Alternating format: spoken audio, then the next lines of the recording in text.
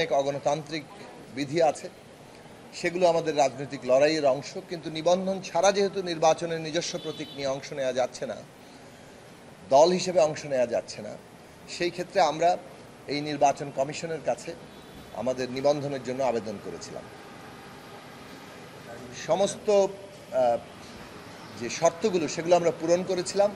নির্বাচন কমিশন আমাদের গঠনতন্ত্রের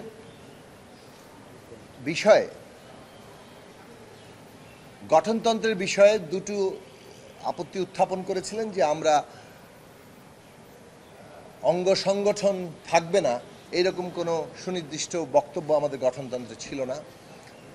আমরা এই দুটো বিষয় আমাদের পরবর্তীতে আমাদের সংগঠনের যে ফোরাম, জাতীয় ফোরাম, সেটা ডেকে আমাদের গঠনতন্ত্র সংশোধন করে আমরা নির্বাচন কমিশনে জমা দিয়েছি। কিন্তু নির্বাচন কমিশন আমাদেরকে চিঠি দিয়ে জানিয়ে দিল যে আমাদেরকে নিবন্ধন দেওয়া হচ্ছে না, কিন্তু কোনো কারণই উল্লেখ তারা করেনি। এই কারণ উল্লেখ না করে নিবন্ধন না দেওয়ার একটা চিঠি তারা 18 সালে আমাদেরকে দিয়েছে। নির্বাচন তার কয়েক মাসের মধ্যে ছিল, যার ফলে ওই মুহূর্তে আমরা যেহেতু নির্বাচনে অংশ নিয়েছিলাম 18 সালে, সে কারণে আমরা আদালতের চাইতে নির্বাচনে অংশ নেওয়ার বিষয়টিকেই জোটগতভাবে গুরুত্ব দিয়েছি। নির্বাচনের পরে সবাই আমরা জানি সেটা একটা তথাকথিত নির্বাচন ছিল, ভোট ডাকাতির নির্বাচন ছিল।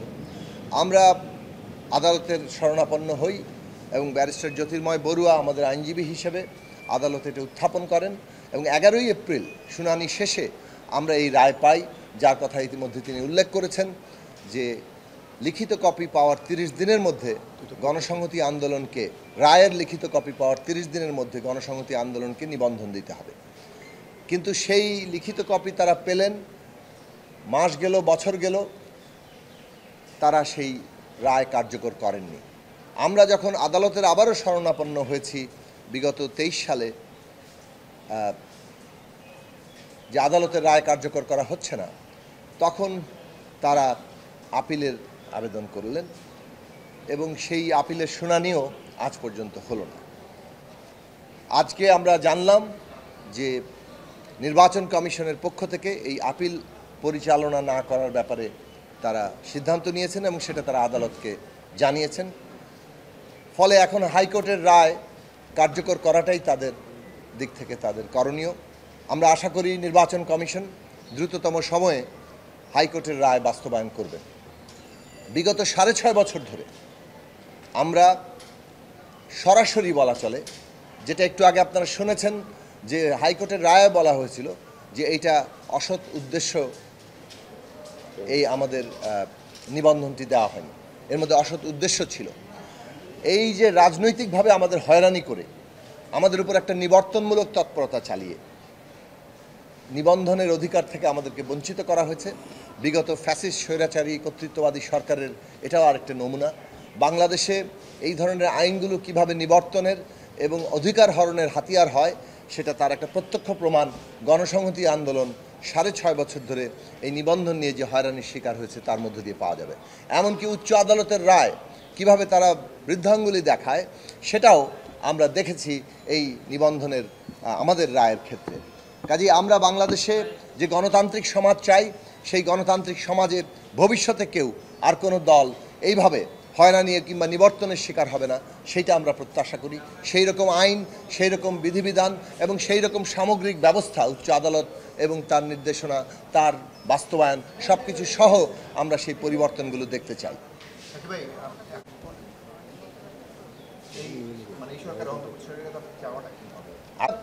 নিবন্ধন তো আমাদের একটা অধিকার এবং এই অধিকারের নিবন্ধন পাওয়া, নিবন্ধিত দল হিসেবে থাকা এবং আমাদের একটা প্রতীক থাকা, যেটা জনগণের মধ্যে পরিচিত হবে এবং আমরা যদি নির্বাচন করি সেই নির্বাচনে জনগণ আমাদের পক্ষে অথবা রায় দেবেন।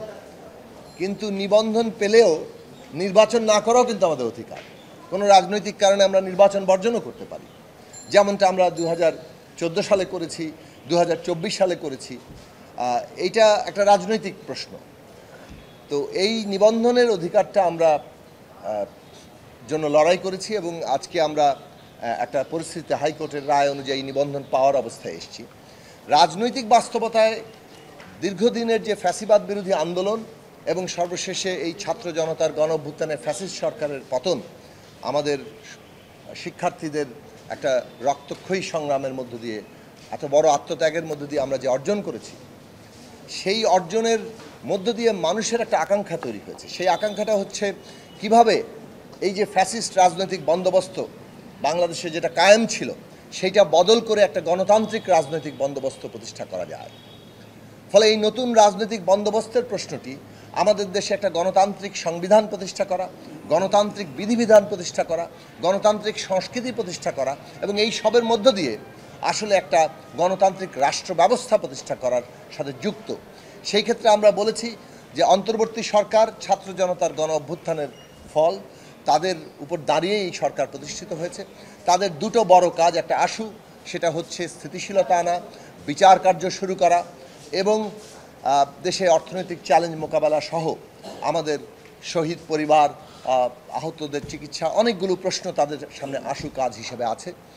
পাশাপাশি তারা যেটা করবেন, এই যে গণতান্ত্রিক রাষ্ট্র এবং গণতান্ত্রিক সংবিধান প্রতিষ্ঠা, সেইটা কি প্রক্রিয়ায় হবে এ নিয়ে সমস্ত অংশীজনের সাথে, শিক্ষার্থীরা আছেন, রাজনৈতিক দল আছে এবং শ্রেণী পেশার বিভিন্ন অংশ আছে, সকলের সাথে একটা কার্যকর আলাপ আলোচনা শুরু করবেন যে আমরা এই গণতান্ত্রিক রাষ্ট্র এবং সংবিধান কিভাবে অর্জন করতে পারি এবং সকলের একটা ঐক্যমত্যের ভিত্তিতে, কারণ এখানে জাতীয় ঐক্যমত্যটা অত্যন্ত জরুরি বাংলাদেশের বর্তমান বাস্তবতা এবং ভবিষ্যতের জন্য। সেই কারণে এই জাতীয় ঐক্যমত্যের ভিত্তিতে যাতে একটা রোড ম্যাপ তৈরি হয় যে কিভাবে আমরা একটা গণতান্ত্রিক সংবিধান এবং একটা গণতান্ত্রিক নির্বাচনের পরিবেশ তৈরি করতে পারি, সেই বিষয়ে আমরা ইতিমধ্যেই বর্তমান অন্তর্বর্তী সরকারকে আমাদের কথা বলেছি। আগামীতেও আমরা এই প্রশ্নগুলো বলবো। আমরা সারা দেশে নাগরিকদের সংগঠিত করছি, জনগণকে সংগঠিত করছি, যাতে করে এই গণতান্ত্রিক বন্দোবস্ত প্রতিষ্ঠার যে পথ, তাদের সকলের মতামতের ভিত্তিতেই সেই জায়গায় আমরা একটা রূপরেখায় পৌঁছাতে পারি। অন্তর্বর্তী সরকার এখন যেভাবে এগোচ্ছে তাতে কি হয়েছে, এটা তো কোনো মূল্যায়নের জন্য যথেষ্ট সময় নয়। অন্তর্বর্তী সরকারের কাছ থেকে যে প্রত্যাশাগুলো ছিল, স্থিতিশীলতা থেকে শুরু করে বাংলাদেশের স্বার্থ রক্ষা করা আন্তর্জাতিকভাবে এবং দেশের ভেতরে নাগরিকদের নিরাপত্তা, তারা অনেকগুলো কাজ করছেন। আবার অনেকগুলো কাজে আমরা মনে করেছি যে আরও বেশি জোরদার কার্যকর ভূমিকা নেওয়া দরকার। সেই সব প্রশ্ন ইতিমধ্যে আমরা দাবি আকারে বিভিন্ন মাধ্যমে তুলেছি। ওকে, থ্যাংক ইউ।